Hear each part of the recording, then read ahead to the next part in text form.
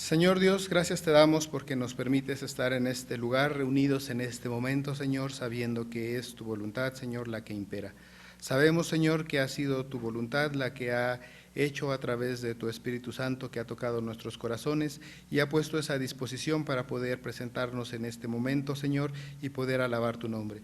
Pedimos, Señor, la dirección de tu Espíritu Santo, que seas tú el que hable a través de tu siervo, Señor, que sea tu palabra la que entre en nuestros corazones, que el entendimiento sea abierto, Padre Santo, y podamos nosotros, Padre, esta palabra digerirla, Señor, y hacerla parte de nuestra vida, y que sea esta la directriz de la misma. Te pedimos, Padre, esto, rogamos pues, Señor, tu bendición, en el nombre de tu Hijo Jesucristo. Amén. Pueden tomar su lugar, hermanos.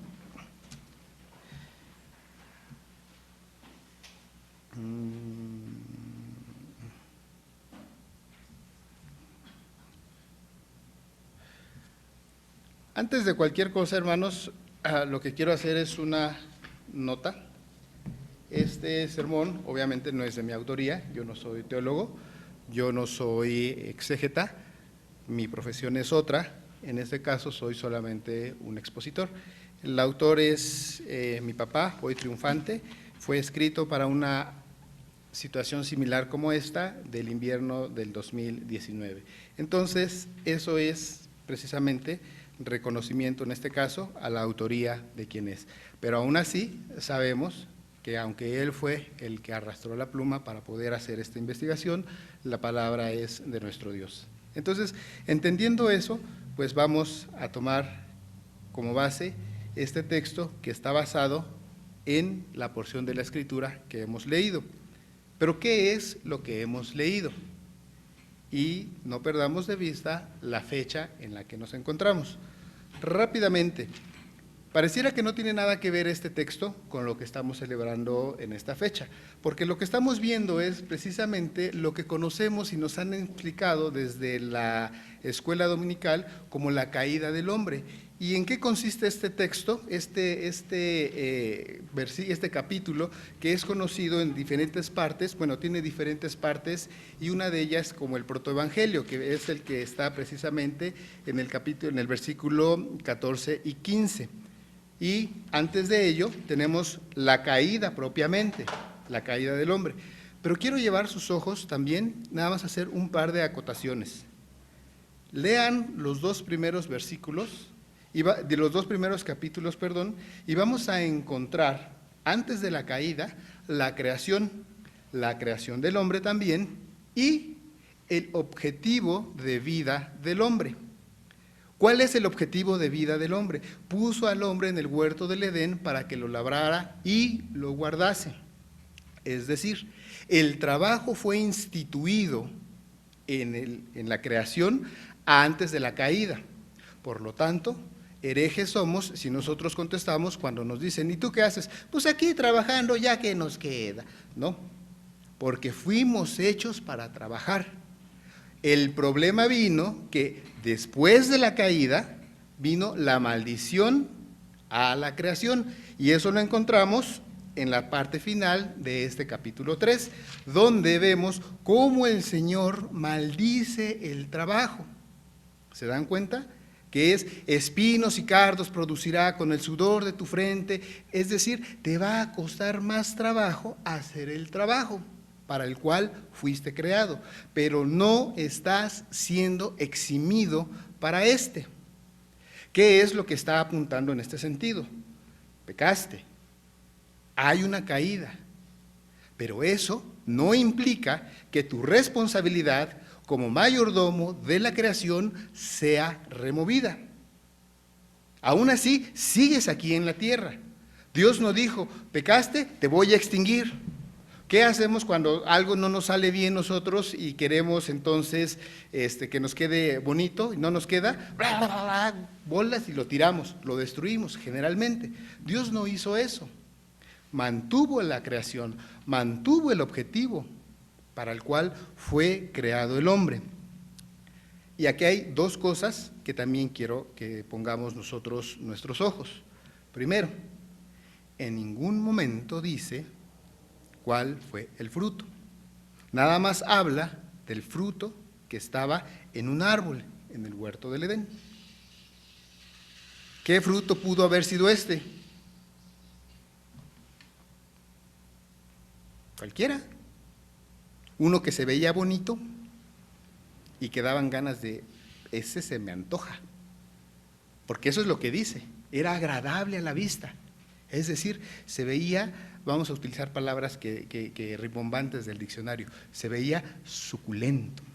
O sea, lo que quiero es que se les haga agua a la boca. Imagínense la fruta que más les gusta. Esa, ¡ay, qué rico! Esa fruta, pues no la comas, no la puedes comer. Ese fruto no lo puedes comer. No era precisamente, y no vamos a hablar propiamente de la caída, pero sí vamos a establecer una línea base. Después de esto, también hay otra cosa que hay que hablar. Había otro árbol, que es el de la vida eterna. Ahora, en una primera vista, pudiéramos nosotros pensar que es muy egoísta de parte de Dios el hecho de que el hombre, una vez que ha caído, entonces dijo Dios, sácalo del huerto antes de que alargue la mano y coma también del árbol de la vida eterna. En una primera instancia parecería que, bueno, Dios no quiere que seamos, que tengamos vida eterna. No, ese fue el segundo acto de misericordia. ¿No sería el primero? No, es el segundo acto de misericordia, porque el primer acto de misericordia ya fue dado en el protoevangelio, en los primeros versículos, bueno, en los versículos intermedios, 14, 15, a la mitad del capítulo, donde es dada la primera promesa del advenimiento del Mesías. Ahí está el primer acto de misericordia. El segundo acto de misericordia es no permitir que el hombre viva eternamente en pecado. Ese fue el segundo acto de misericordia. Antes de que el hombre tome y coma de este árbol, en este estado de pecado, coma de este otro que es el de la vida eterna, entonces eternamente sería pecador y no habría redención. Por eso es que fue retirado, para que no alargue su mano a eso. Ese es el contexto en el cual tenemos. Sí alcanzó a vislumbrar en sus mentes este marco, donde tenemos la desobediencia del hombre, la caída, y que aún así hay dos cosas que tenemos que tomar en cuenta. La primera, la misericordia de Dios hizo y se fue manifiesta a través de dos actos. Y la segunda, la promesa, el protoevangelio. Y, bueno, en este caso, la segunda es el trabajo. La misión del hombre, no fue removida. Aún así, el hombre había sido, antes de la caída, había sido puesto como mayordomo de la creación. Y esto no fue removido.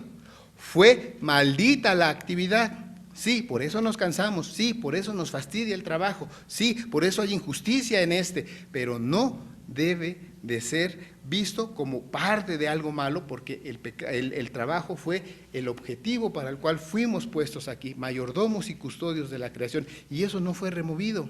En ningún momento dijo Dios, porque pecaste, ahora por eso vas a tener que trabajar. No, el trabajo que ya tenías asignado ahora va a ser más difícil. Pero mientras esto pasaba, y bueno, eso implica que la vida del ser humano continúa, que la vida del ser humano va a continuar. A partir de ese momento, el hombre va a tener que trabajar, pero hay dos cosas que van a suceder. La primera, el trabajo va a ser difícil, sí, es correcto. Y la segunda, hay una promesa de redención.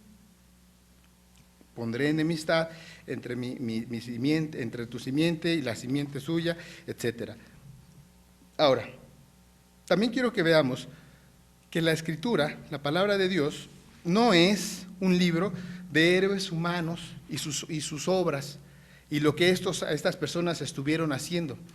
Ya hemos comentado en otras ocasiones que no debemos de poner énfasis en lo que hicieron los hombres. No debemos de ver lo que hizo David. No debemos de ver lo que hizo Sansón. No debemos de ver lo que hizo Pablo. Jamás, jamás en la vida debemos de poner a Juan, a Pablo, a Lucas o a cualquiera de los que se mencionan como héroe, nunca. Son instrumentos que el Señor utilizó. Debemos de ver siempre cómo el Señor utilizó a estas personas, cómo el Señor utilizó a Sansón, cómo el Señor utilizó a Pablo para la predicación del Evangelio, porque cuando nosotros veamos la historia de David, vamos a ver que en su vida él era una persona pecadora, que sí tenía ambiciones y tenía pasiones y que era pecador y que fue mentiroso y que fue engañador. Vamos a ver también a Sansón, que fue lo mismo, mentiroso. Y aún así, el Señor hizo grandes cosas a través de la vida de estos hombres. Eso es lo que nosotros debemos de exaltar. La grandeza de las obras que el Señor hace con sus hijos, a través de sus hijos, a pesar de su naturaleza pecaminosa. Eso es lo que nosotros debemos de ver. Eso es lo que nosotros tenemos como enseñanza en las Escrituras. No la exaltación de David, no la exaltación de Salomón, sino lo que el Señor hizo para su pueblo, para su redención del pueblo, a través de la vida de David, que a pesar de eso, el Señor utilizó. Bueno, entonces, dicho esto, podemos nosotros ver que la Escritura es el libro del pacto, porque esto que acabamos de decir está al principio de la Escritura. ¿Y qué hay después de esto? ¿Cuántas hojas hay o cuántas letras hay desde la caída, desde la creación y la caída? ¿Cuánto espacio ocupa? Es muy poquito. ¿Todo esto entonces qué es? ¿A qué apuntan todas estas demás hojas y todas estas demás letras? Al pacto, a la redención. Entonces aquí el punto es, no debemos de darle precisamente a la cuestión de la caída del hombre más peso del que la misma Escritura le da. Es decir, la Escritura simple y sencillamente menciona esta parte como tú eres pecador, yo te creé y tú fuiste pecador. Y lo demás que viene es la misericordia de Dios. Si las arrancáramos las hojas y las pusiéramos en una balanza, ¿qué pasaría? De este lado las hojas del pecado, de la caída, y del otro lado la misericordia de Dios. ¿Qué pasaría con la balanza? ¡Pum! Vendría así, porque la Escritura es el pacto. Y este pacto ha sufrido varios cambios a través del tiempo, pero el primer pacto fue precisamente ese, una promesa. El hombre pecó. Ahora, a través de este pasaje, nosotros podemos ver tres cosas. Hay una antítesis irreconciliable. Primero, ¿qué es una tesis? Una tesis es una declaración. Y aquí en este pasaje encontramos una tesis y una antítesis, dos cosas que son completamente irreconciliables y que se mencionan, la simiente y la simiente suya, la simiente de la mujer y la simiente de la serpiente, y son dos cosas completamente irreconciliables, la vida y el pecado, y viene también la sentencia de muerte, trabajarás hasta ¿cuándo? Hasta que mueras. Eso es el producto de nuestro pecado. Es la primera vez que se menciona y que se infiere la muerte. Antes de esto, la muerte no estaba. Léanlo. Este es el primer punto en el cual se menciona la muerte. Y cómo duele, definitivamente. Entonces, es a raíz del pecado que entra la muerte, viene la maldición, pero también dense cuenta que antes de la maldición y la mención de la consecuencia del pecado está la cuestión de la redención. Es decir, ¿qué es más importante para Dios? ¿El castigo o la redención. Y es la redención. No significa que Dios cierre los ojos y se haga ojo de hormiga por la cuestión del pecado. Definitivamente no, porque el pecado es el pecado y no puede estar delante de Dios. Tan abominable es para Dios el pecado que se enoja y entonces maldice al hombre, maldice a la creación y castiga al hombre y le da algo que no le había dado antes, la muerte. ¿Qué otra cosa podemos nosotros ver aquí? Hay dos simientes, a partir de este momento hay dos simientes, es decir, hay dos ramas, la de los redimidos y la de los caídos. Esa es otra realidad que tenemos aquí. Y la tercera, la simiente del Adviento. Lo vamos a explicar brevemente cada una de estas. ¿Qué es la antítesis irreconciliable? ¿Qué es lo que no se puede, qué es lo que no pueden ser amigos? Lo voy a decir claro y ya después lo vamos a empezar a explicar. Primero odíenme por lo que voy a decir, la claridad con la que la Escritura lo dice. No podemos ser amigos de los cainitas. No debemos de hacer negocios con los cainitas. No debemos ser novios o novias de los cainitas. No funciona así. Que el Señor en su misericordia ha hecho que otras cosas pasen, bueno, sucede. Pero ese no es el principio. Voy y hago negocios con aquellos, porque los cristianos, los hijos de Dios, primeramente buscan a los cainitas. El agua primeramente busca al aceite. Y aunque en apariencia se mezclan, definitivamente son irreconciliables, no pueden mezclarse. No te pido, Padre, que los quites del mundo, sino que los cuides del mundo. Porque lo que tenemos que tener presente en nuestro corazón y claro en nuestra vida y en nuestra mente es que estamos puestos en el mundo, pero definitivamente no somos del mundo. Eso es cierto. Y no hay puntos intermedios. ¿Estás con Dios o estás contra Dios? Y no hay. ¿Qué es lo que dice Dios para los que son tibios? Para los que, como que sí, a los tibios Dios los vomitará de su boca. No hay los que medio sí, medio no. O estás con Dios o estás contra Dios. Así de claro. Son dos tesis irreconciliables. Dios y el pecado. No es un invento que el hombre haya hecho. Fue Dios el que puso esta división.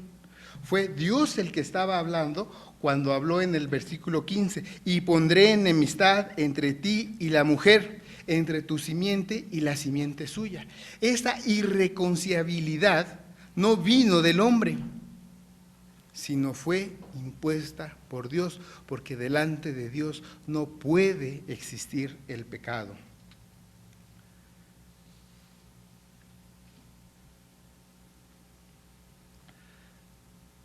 Cuando dos personas se unen en matrimonio, hay una frase que se dice y se menciona mucho, y dice: lo que Dios unió, que no lo separe el hombre. Y en este caso, para este efecto, también debemos de agregar que lo que Dios separó, que no lo una el hombre. No lo puede reunir, no lo puede unir. En este momento, cuando hubo la caída, el Señor hizo una separación entre los que iba a salvar y entre los que serán condenados. Así de claro.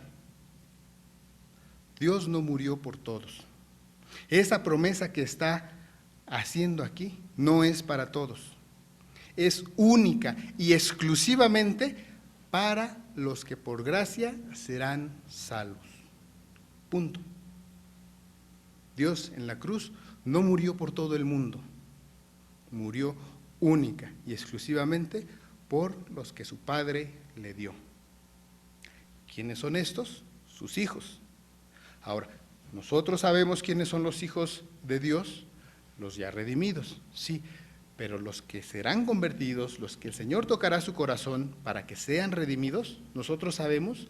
No, por eso es que somos llamados a predicar, por eso es que somos llamados a testificar con nuestros actos, para que quizá nuestro testimonio sea la manera de predicar y los que están viéndonos digan, bueno, ¿él por qué es diferente? Y a lo mejor ese testimonio es el que hace que aquel se convierta, porque Dios ha permitido y ha predestinado que aquel se va a convertir. Nosotros no sabemos quién, cómo y cuándo será llamado. Por eso es que somos nosotros llamados, valga la redundancia del uso de la palabra, a predicar en todo momento. Ahora, la antítesis es una perenne o permanente lucha de principios contra principios. Los principios de la luz contra los principios de las tinieblas. Y a lo largo de toda la Escritura encontramos precisamente esta lucha entre la tesis y la antítesis, todo el tiempo.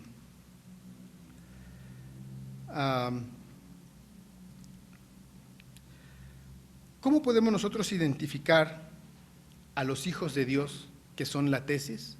Los que viven conforme a su palabra. ¿Cómo podemos nosotros identificar a los que son de la antítesis? A los hijos de Caín, a los cainitas, son precisamente los que no viven conforme a su palabra. Los de la antítesis son los hijos de la oposición de los hijos de la fe. Los hijos de la fe son aquellos que han sido redimidos y que viven una vida constante guiada por los principios rectores de la palabra de Dios, que buscan constantemente comunión con el Señor, que no están tranquilos si no han precisamente establecido comunicación con el Creador. Definitivamente, estos son los hijos que Dios ha llamado. Pero los hijos de la antítesis son aquellos que, si bien escuchan el nombre de Dios, se les retuercen las tripas y no quieren saber nada de Dios, porque hay cosas más importantes y más ciertas que una fe. Pero déjenme mencionarles, todos nos movemos por fe. Ya lo dijo Abraham Kuyper, toda la vida es religión. Ayer yo escuchaba precisamente una pregunta que le hacía un reportero, creo que era Leo Zuckerman, a una persona que, estaba él hablando con una bióloga y con una persona que era de un centro budista, y le preguntaba sobre la pandemia, y le decía, oye, ¿cómo podemos explicar la pandemia desde el punto de vista de la religión y de Buda? Y ya daba su respuesta, y le preguntaba a la mujer, y desde el punto de vista científico, bueno, lo podemos explicar de esta manera. Y entonces él después opinó, bueno, lo que dices tú, le mencionaba al budista, me hace clic porque yo desde un punto de vista neutral, ¿cómo se llaman los que tratan de no, que no, dicen no tener religión? Ateos, agnósticos, hay otra palabra. Bueno, vamos a dejarlo en ateos, mi memoria ya no es la misma. Pero él se definía así, dice, entonces, como que sí lo veo desde esta manera. Y me quedé pensando, precisamente, dije, bueno, es que recordando las palabras de Abraham Kuyper, él dijo, toda la vida es religión, y nosotros lo podemos definir. Ahora, ¿qué es religión? La religión es lo que te mueve, lo que te define. Son los principios que regulan tu vida.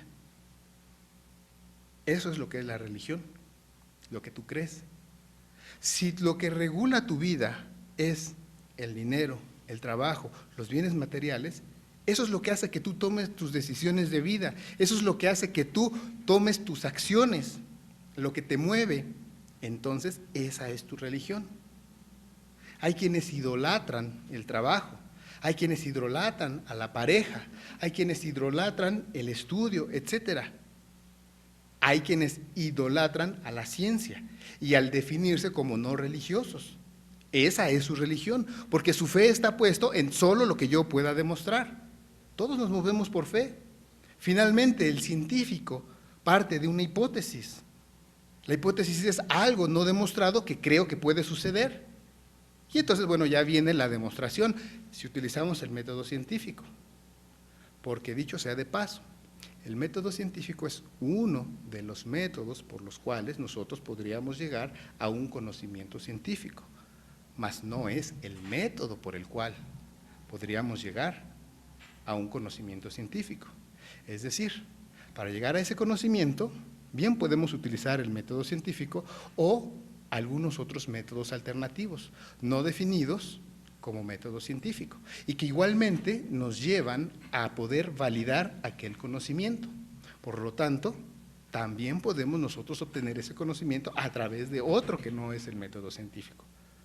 Pero hay quienes validan y solamente a través de ese. Bueno, pues entonces esa es su religión, esa es su fe. Tienen toda su esperanza dada en ese método. Eso es lo que es la religión, lo que va y lo que mueve todo lo que mueve y lo que da tus decisiones. Lo que mueve y lo que da tus decisiones de vida es la religión. Y lo definía Abraham Kuyper: toda la vida es religión. Toda nuestra vida nos va dando esas decisiones. No hay momento. Hoy yo estoy aquí parado, pero si mañana estoy parado, no frente a una audiencia en una iglesia, sino en un salón de clases, o en un mercado, o en algún lugar haciendo algo ilícito, ¿dejo de ser yo mismo? ¿Dejo de tener mis mismos ojos, mi misma nariz, mis mismas manos? Sigo siendo yo mismo.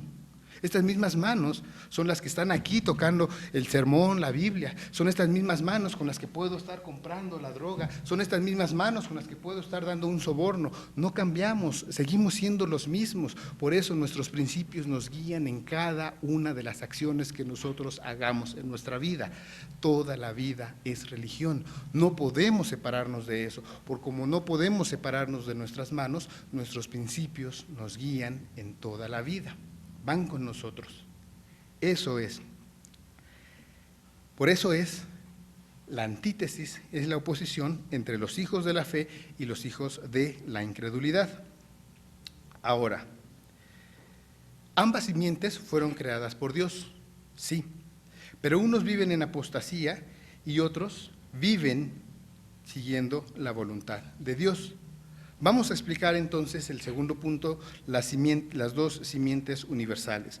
En la segunda parte de Génesis 3:15, vemos, dice, entre tu simiente y la simiente suya. Ya está hablando aquí en una separación de simientes, es decir, de descendencia, entre la descendencia de la mujer, que es la descendencia de los hijos de Dios, y la descendencia, la simiente de los cainitas, de los que son apóstatas de la antítesis. Después de Caín y Abel, hay dos líneas de descendencia, obviamente los cainitas y los setitas. Más adelante, en Génesis 6, 1 y 2, cuando podemos nosotros ver la historia que habla de los hijos de Adán, podemos ver que los que son hijos descendientes de Caín son caracterizados por ser apóstatas, por no seguir precisamente la voluntad de Dios.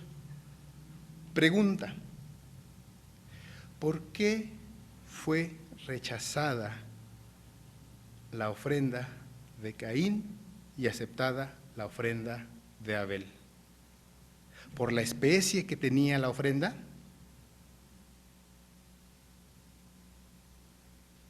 Porque una venía bien envuelta, porque una era de billetes de 500 y otra era de monedas de 50 centavos. No, porque uno era, siguiendo el ejemplo de las monedas, un diezmo y otro era un sobrante.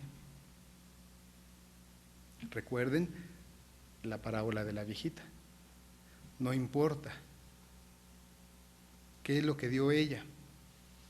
Lo que tenía para vivir. ¿Y cuál fue el reclamo que hizo Dios precisamente a los demás? ¿Me dan de qué? De lo que les sobra. Porque cuando gano poquito, entonces sí, pues a lo mejor dar 10 pesos de diezmo de mis 100 pesos que me pagaron, pues no me duele tanto. Pero cuando el Señor ya me bendice y me pagaron 1,000 pesos, ya me duele dar 100 pesos. ¿Qué va a hacer la iglesia con 100 pesotes?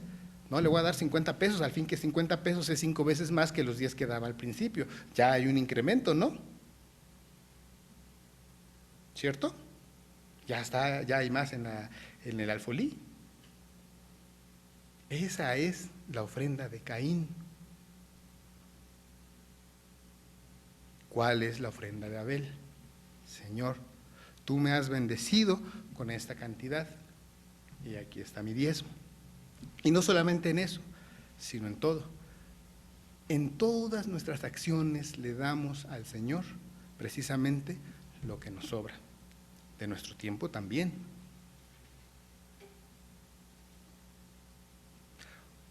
Contéstense ustedes mismos.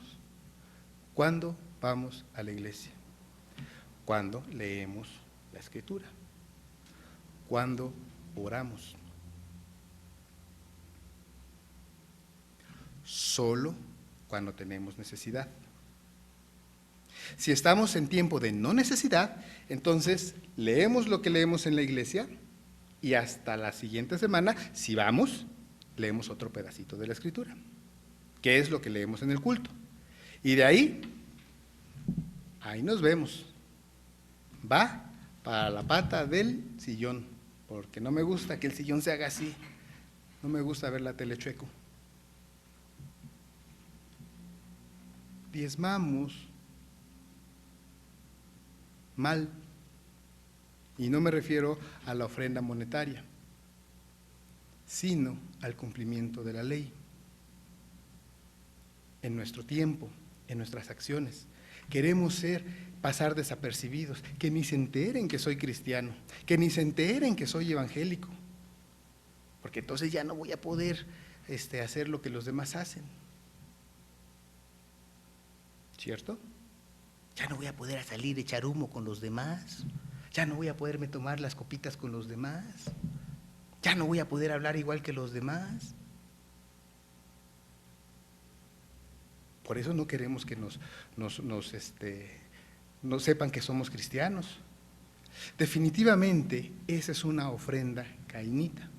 Por eso el Señor no aceptó la ofrenda de Caín, porque no fue dada, no por la especie o la cantidad, sino porque no fue dada conforme a lo que Dios pedía. Por eso la ofrenda que dio la mujer anciana, la ofrenda que dio Abel, fue aceptada. ¿Cuál es la ofrenda aceptada? La de los hijos de Dios. Hay dos simientes.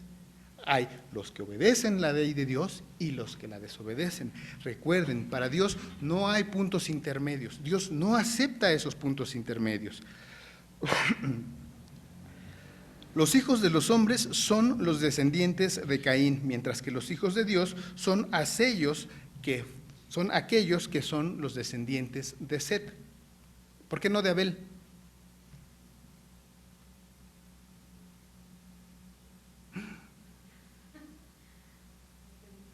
Exacto, porque a Abel lo mataron y entonces Abel fue sustituido ¿por quién? Por Set. Entonces, ¿quién dio continuidad a la simiente del Señor, de los hijos de Dios? Set. Por eso son los setitas y los cainitas, los que no son los hijos. Que Set y después su hijo Enos, que fueron los que comenzaron a adorar el nombre de Dios. Después de esto, bueno, aparece en la escena Noé, etcétera, Lamec y demás. Pero aquí también hay que hacer mención a la profecía que dio Lamec, pero esta profecía viene precisamente de la simiente de los setitas. Estoy hablando en Génesis 5:29, nos aliviará de nuestras obras y del trabajo de nuestras manos a causa de la tierra que Jehová maldijo.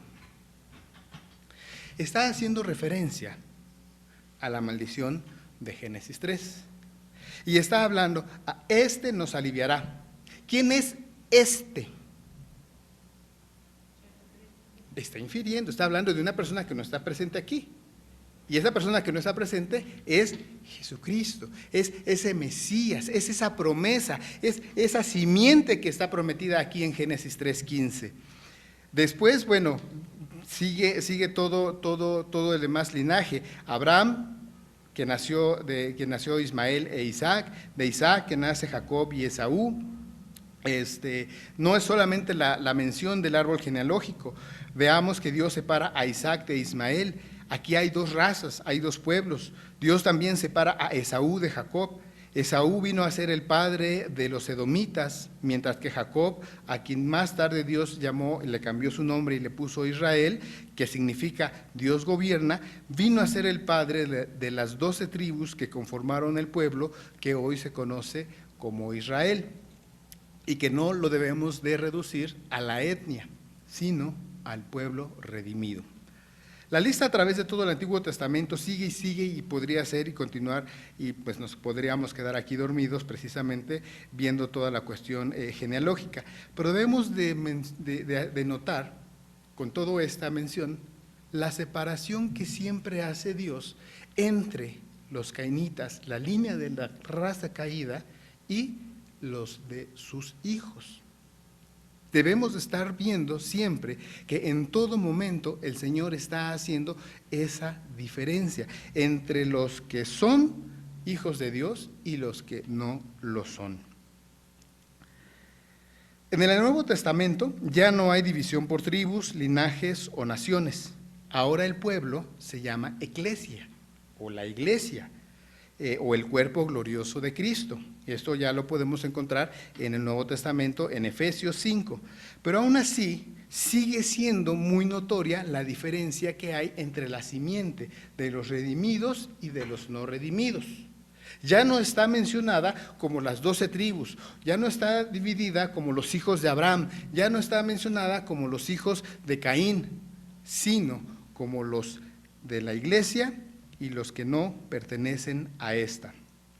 En Lucas también hace la diferencia, pero los nombra de una forma diferente y les dice los hijos de este siglo y los hijos de luz.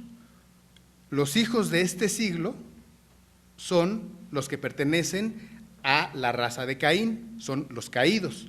Cuando leamos en Lucas o más aparte, adelante en el mismo Nuevo Testamento, los hijos de este siglo, entiéndase como los caídos, la antítesis, y los hijos de luz como los redimidos. Entonces, como podemos ver, en la raza humana hay una división, la raza caída y la raza redimida. Siempre hay una división entre los incrédulos y los hijos de Dios. Porque Cristo dijo, y quiero que busquen conmigo, Mateo capítulo 12, porque esta es la sentencia.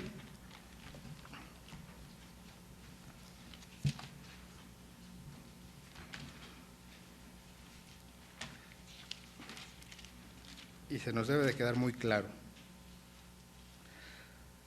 Mateo capítulo 12, versículo 30. Vamos a leerlo todos juntos. Mateo 12:30, la sentencia para las simientes. Y dice la palabra de Dios: el que no es conmigo, contra mí es, y el que conmigo no recoge, desparrama. No hay punto intermedio. Entonces hay solamente dos simientes. Y es entonces aquí cuando viene la tercera parte, el tercer punto, el proto-evangelium, que es la simiente del Adviento. Recordemos qué significa la palabra Adviento. La palabra Adviento es advenimiento, la promesa del que va a venir. Y esa promesa nace precisamente en Génesis 3 y se va cumpliendo a todo lo largo del Antiguo Testamento. Y es ahí donde nosotros podemos ver: esta te herirá en la cabeza y tú le herirás en el calcañar. ¿Quién es esta? ¿Quién es en esa parte del versículo esta?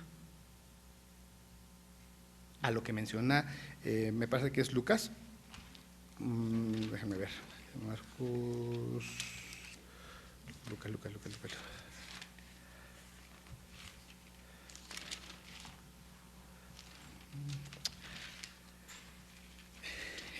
Esta es lo que menciona: en el principio era el verbo, y el verbo era Dios, y el verbo era con Dios. Marcos, no. Lucas, Juan. Si no es uno, es otro, ¿verdad? Juan 1.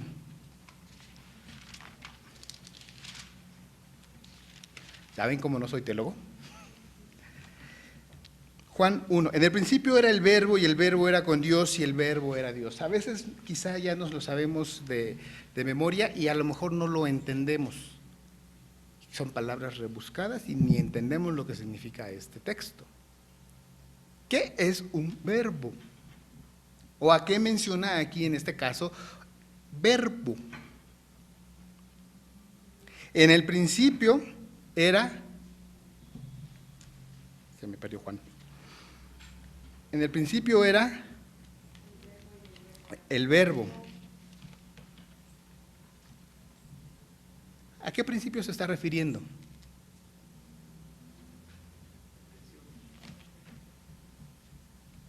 Vamos a ver Génesis 1:1. ¿Qué dice Génesis 1:1? ¿Alguien lo puede leer, por favor? En el principio creó Dios los cielos y la tierra. ¿Qué principio está hablando aquí? El principio del principio, donde comenzó todo. En ese principio, en ese entonces, ¿quién era? El verbo. Es decir, la palabra, la promesa. Y el verbo era con Dios, y el verbo era Dios. Está ratificando lo que ya menciona en versículos más adelante en Génesis, que desde la creación y antes de la creación, el Espíritu de Dios ya estaba existente, aún y cuando las cosas que existen tal y como las conocemos, aún no estaban. ¿Lo entendemos?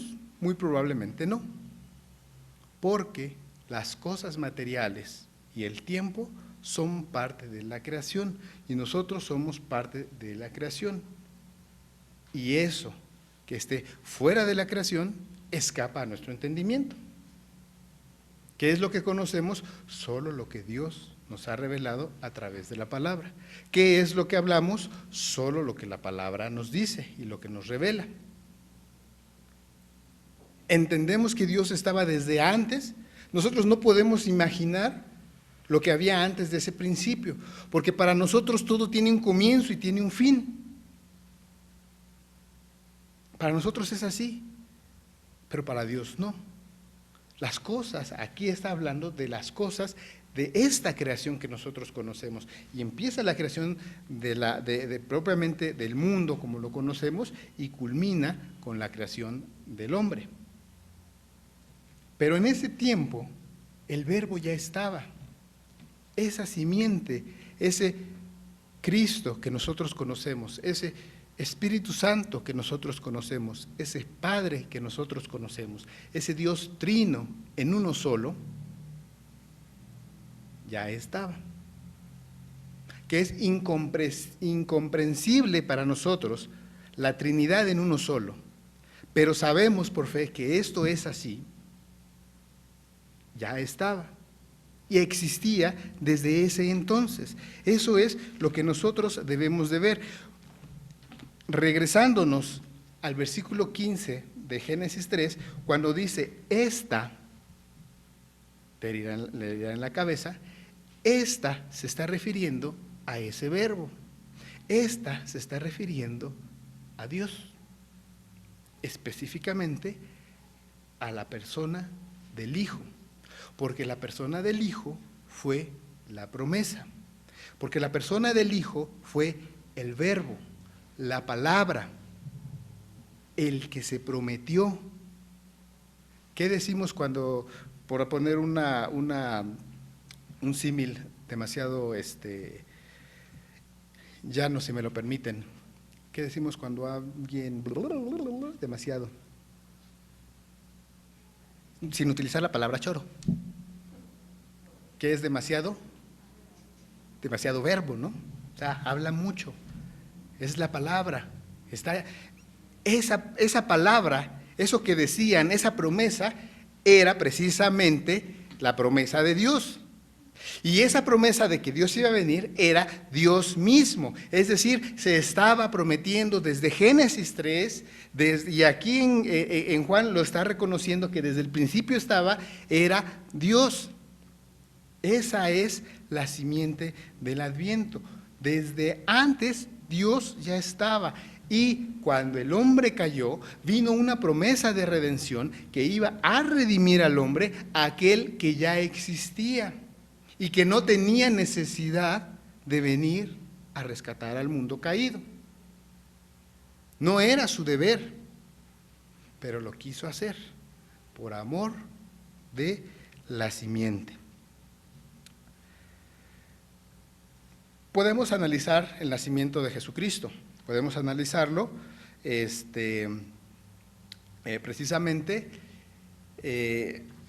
toda la cuestión y todo lo que la Iglesia romana empieza a hablar sobre, bueno, es que Cristo nació y nació de la Virgen María, y luego cuando dicen, bueno, María, dicen María, Madre de Dios, María Virgen, sin pecado concebida, etcétera.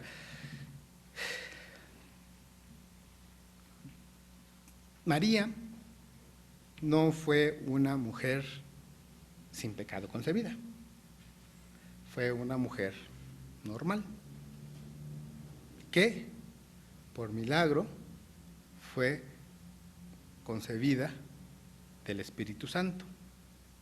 Ahí fue donde nació el milagro. No hubo una concepción natural, sino una concepción milagrosa en Cristo, porque después sus demás hijos de María nacieron por la forma normalita. Si no, pregúntenle a José, pregúntenle a María.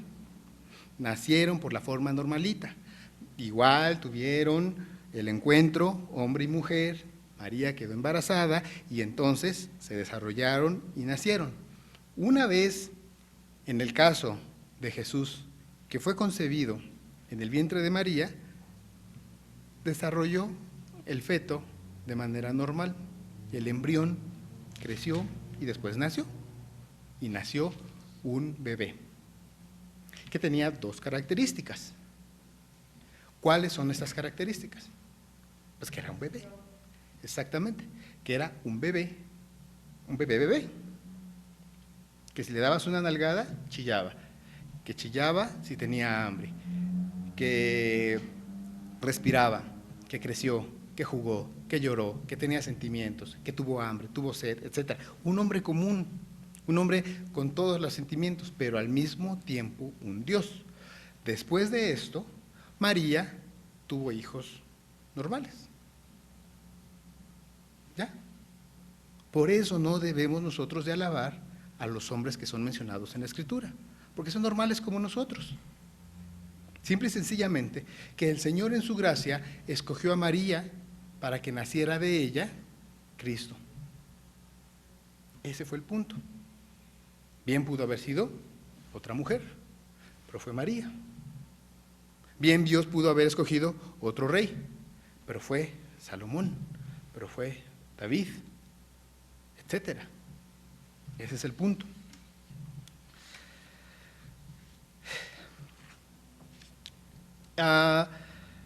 Finalmente, lo que debemos nosotros de ver y de entender es cuál es la simiente del Evangelio, del Adviento. La simiente de la serpiente es precisamente los cainitas, el pecado. La simiente del Evangelio es los hijos de Dios, los redimidos por la sangre de Cristo. ¿Y cuál es esa promesa? ¿Cuál es ese adventum? ¿Cuál es ese advenimiento que venía y estaba prometido en Génesis 3:15? Nuestro Señor Jesucristo. Ahora, aquí debemos de ver. Hemos visto en este pasaje 3 cosas: que Dios estableció que permanece y prevalecerá una antítesis irreconciliable. Solamente hay 2 cosas: pecado y redimidos, nada más. Que lo que Dios separó no lo intente reunir el hombre. Todas esas invenciones son invenciones. Lo leímos clarito en Mateo: el que no es conmigo, contra mí es, y el que no bebe conmigo, lo desparrama. También se habló de 2 tipos de raza, definitivamente: la raza caída y la raza redimida o la nueva humanidad. Por lo tanto, tengamos presentes y bien clarito que aunque estamos en este mundo, no somos de este mundo. Aunque estamos precisamente entre el mundo, estamos para dar luz en el mundo, mas no para ser absorbidos por el mundo. ¿Y en qué momento empezamos a ser absorbidos? Cuando dejamos de recargar la batería, cuando dejamos de tener comunión con el cuerpo de Cristo. ¿Y quién es el cuerpo de Cristo? Su iglesia, los que Él ama. Por eso es mentira cuando alguien dice: pues yo en mi casa, ahí solito, pues leo y veo unos sermones. O sea, quieren hacer una iglesia ellos solitos. No. Nunca en la historia ha existido un misionero que se vaya por él solito. Siempre hay una iglesia que lo respalda, lo manda. Nunca hay un cristiano que pueda vivir aislado, porque tanto uno como otro terminan cediendo. No hay llaneros solitarios. En cualquier aspecto de la vida hay una vida comunitaria. Finalmente, veamos que el Adviento fue cumplido en Belén y nació Cristo, nació el Redentor. Vino, se humilló, nació, y es lo que estamos conmemorando en esta ocasión.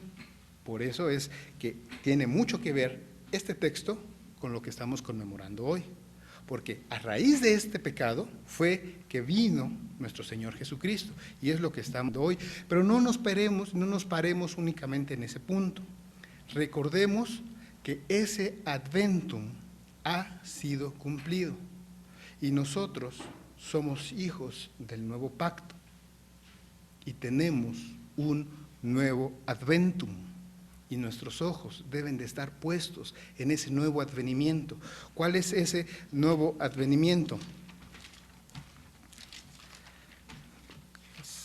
Hechos,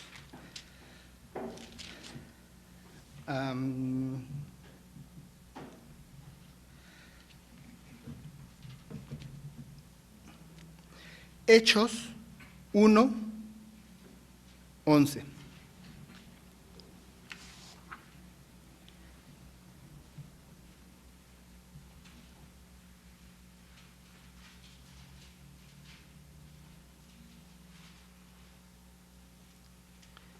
Ese es nuestro nuevo Adventum. Es ahí donde tenemos que tener nuestros ojos. Debemos de conmemorar: Cristo vino en Belén, nació, tuvo su ministerio, murió, resucitó, y entonces subió al cielo. Y después, ¿qué dice? Varones Galileos, ¿por qué estáis mirando al cielo? Este mismo Jesús que ha sido tomado de vosotros al cielo, así vendrá como le habéis visto ir al cielo. Ese es nuestro advenimiento, ese es nuestro adventum, esa es la promesa que tenemos. Los hermanos que vivieron antes de Aldehuela de Belén, todos estos hermanos tenían los ojos puestos en el nacimiento de este Cristo. Nosotros tenemos los ojos puestos en el retorno del Rey. Y tenemos precisamente, recordando en estas fechas, el objetivo de la primera venida de nuestro Señor Jesucristo. Sí, pero no nos quedemos ahí. ¿Cuál es el eje de nuestra fe? La resurrección. No es un niño chiquito nacido. Sí, es bonita la historia y es algo muy bueno, porque Cristo, si no ha nacido, no ha cumplido su ministerio. ¿Y quién habría pagado por nuestros pecados? Nosotros mismos no podemos. Por eso es la misericordia de Dios. En Semana Santa, que celebraremos su pasión y muerte, sí, recordémoslo, entristezcámonos, porque ese fue el pecado, el precio por nuestros pecados. Y compárenlo, ese dolor, por ejemplo, por todos aquellos que han tenido o han sufrido la pérdida de alguien, compárenlo con eso. Duele, se siente feo, definitivamente. Pero no se queda ahí, viene en la resurrección. Ese es el eje de nuestra fe. Ya lo hemos mencionado y es una tristeza, nuestras iglesias en esa fecha están más vacías. Es la fecha en la que más vacías están y es cuando más deberían de estar llenas, porque es la resurrección el objeto de nuestra fe. Si Cristo no resucita, si Cristo no vence a la muerte, entonces no hubiera habido victoria. Y el adviento y el nacimiento de este Cristo hubiera sido en vano, porque entonces Él no hubiera vencido a la muerte lo hubiera vencido a Él. Y entonces, ¿qué hacemos aquí? Mejor vámonos a preparar la cena, el ponche. Ese Cristo resucitó. Y tan es cierto que resucitó que subió al cielo y está sentado a la diestra de Dios Padre. Y tan es cierto eso que nosotros tenemos los ojos puestos en la segunda venida de nuestro Señor Jesucristo. Y esa es la esperanza que tenemos. Esa es la simiente de ese adviento que era para nuestros primeros hermanos, para la iglesia primitiva, que fue cumplido en el portal de Belén, en el establo, en Belén Efrata. Ahí se cumplió ese adviento. ¿Cuándo se cumplirá nuestro adviento? Cuando todo ojo le vea y que Él regrese portentoso, pero ya no para decirnos, ven y te perdono tus pecados y levántate y anda. No, regresará como juez. Pero nosotros que tenemos su palabra, estamos ciertos de esa venida y le esperamos. Quiera Dios que esto sea una realidad para nuestras vidas. Vamos a ponernos en pie. Señor Dios, gracias te damos por esta tarde que nos permite, Señor, recordar tu nacimiento. Señor, saber lo que ha costado nuestra salvación y nuestra redención. Sabemos, Padre, que tu Hijo Jesucristo ha venido, Padre, ha estado en esta tierra, ha estado entre nosotros, Señor, y nos ha salvado. Señor, también sabemos que este ha sido el costo de nuestra salvación, Señor, su muerte y sacrificio en la cruz, pero también sabemos, Padre, que victorioso ha reinado, Padre Santo, y ha vencido a la muerte. Señor, nosotros estamos deseosos, Padre Santo, de ver aquel día en el que nuestro Señor Jesucristo regrese, ya no, Padre Santo, como aquel niño indefenso, Padre Santo, como aquel que estará predicando, sino como Dios y Señor, Padre, porque entonces será cuando podamos ser nosotros santificados y la creación sea restaurada. Señor, esa es la promesa que tenemos nosotros en tu palabra. Señor, ese es precisamente el advenimiento que nosotros esperamos. Permítenos, Padre Santo, tener los ojos puestos precisamente en esa fe. Padre Santo, que nuestra fe esté cimentada en lo que tu palabra dice, Señor, que será el retorno de nuestro Señor Jesucristo, el cual esperamos nosotros. Mientras esto sucede, Padre Santo, guíanos en este mundo. Permítenos, Padre Santo, ser la simiente de Set y no de Caín. Permítenos, Padre Santo, ser diferencia y que los demás vean, Padre, que somos tus hijos, Señor, y no permitas que nos comportemos como los del mundo, sino que, Padre, líbranos del mundo. Te pedimos que esto sea una realidad de nuestra vida. Danos, Padre Santo, la fuerza para poder vivir según tu voluntad. Te lo rogamos, Padre, sabemos que esto es posible solamente si tú tienes misericordia de nosotros. En el nombre de tu Hijo Jesucristo, te damos gracias, Señor, y te lo rogamos. Amén.